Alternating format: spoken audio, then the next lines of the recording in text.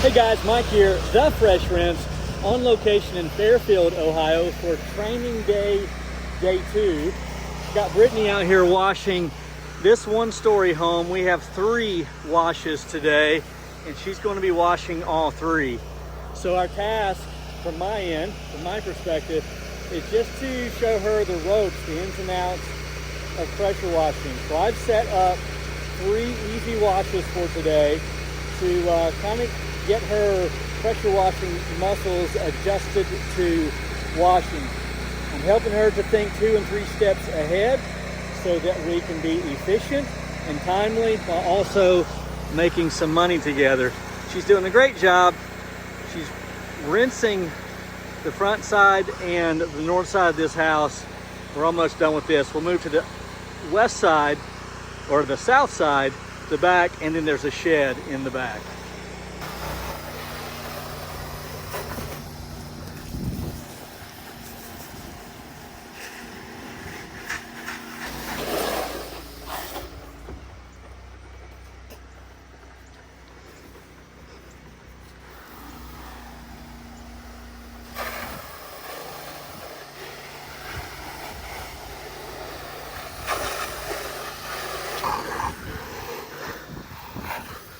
All right, so while she is washing this shed, let me tell you, one of the things that I'm really helping her to understand is thinking 2 and 3 steps ahead. My average setup time when I get to a house is 3 minutes. So I'm challenging her to kind of keep it between 3 and 5 minutes setup time and thinking about those things. So for instance, when she pulls up to the house, position the truck in a place to where it's closest to the outlet. Put the water up before talking to the customer. Pulling the pressure hose while she goes back to the house to turn on the water, things of that nature. And that helps her to be efficient and be productive throughout the day. We want to get through the day, not quickly, but no sense in belaboring the point if we don't have to. So she'll be done washing this shed soon. We will then rinse that gutter line and that south side as we work our way back to the truck. We'll get paid and we'll go to opportunity number 2. Okay, so here we are at opportunity number 2 of 3. Only 4 minutes from our previous wash.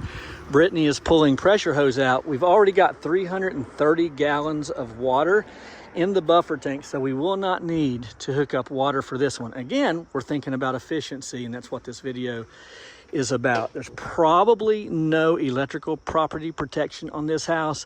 However, they did leave this light on, so she knows to avoid that. And we'll just wash with moderate pressure around that.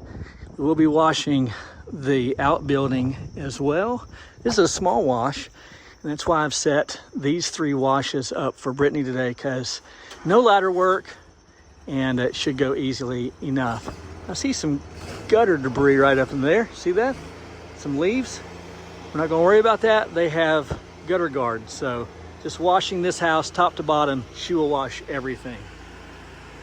So Brittany is asking all the right questions. She said, do I always start in the front of the house? And the answer is no. I start wherever that I leave my hose when I'm pulling it out. In this case, right where she is. So we'll wash this side of the house, we'll soap it down. We'll soap down the back of the house, all of the garage, rinse the back of the house, rinse the garage, rinse this, then soap this and that other side over there and wash that back to the truck as we rinse this. And this should be an easy wash.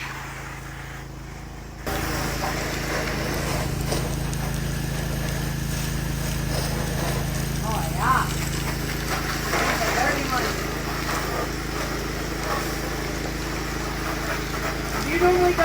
So as I was saying, one of the keys to efficiency is route density. Planning your route is essential to getting through a workday quickly.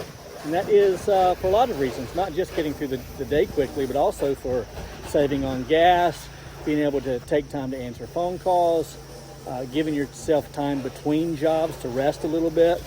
And so yeah, efficiency is key. Efficiency is key. The next job is en route to the shop. So we work from the furthest point early in the morning and then work our way back to the shop. The last stop is probably 10 minutes from the shop, two-story house. When we get back, we'll get done with that, then we'll head back to the shop and we'll call it a day. All right, so Brittany's on the side of the house over here washing. We've washed everything up to this point. This has been soaked. This has been covered with our algicide, sodium hypochlorite. She, of course, watered all the plants before, during, and after. And so that's the extent of the property protection on this job. So she will soap that side. She's already soaped this side. She'll come back, rinse this, rinse that side as she walks around, maybe hit anything else if she feels like she's missed it, and then this job will be done. We're talking about efficiency, and in my opinion, that's the most efficient way to do it for a one-man crew.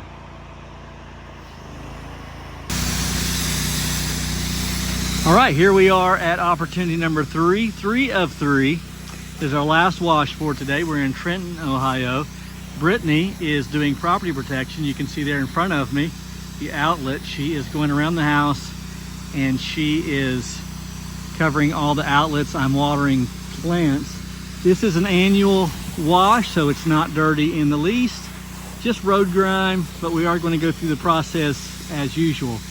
I would say my last point, at least for this video, as it pertains to efficiency, is doing everything up front and right from the beginning. That way you don't have callbacks. If you have callbacks because of plants, because of spotty windows, because of a bad outlet that you've blown involuntarily and didn't know that you did, maybe inadvertently, those are all efficiency costing issues that can be eliminated and prevented simply by taking care of things up front.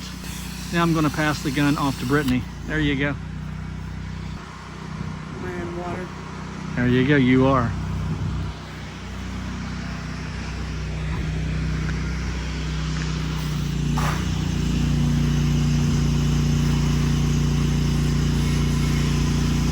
Yeah, so the biggest problem solver is to not have problems. So I'm trying to help her to understand that I'd rather her take her time and get everything right. That's the most efficient way to wash a house, is to not have issues to have to go back and resolve. So she's doing a great job.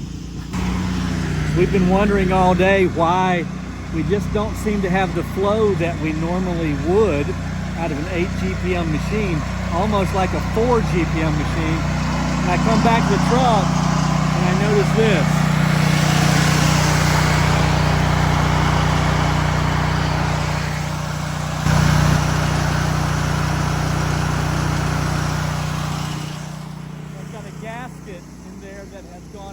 So I need to replace that gasket.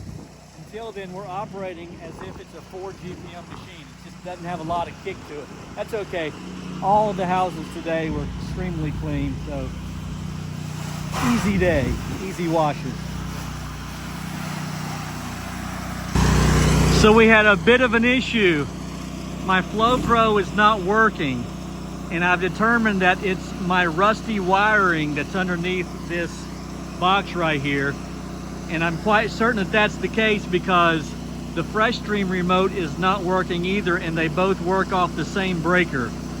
So I could fix that, but instead what I've done is I've simply come over to this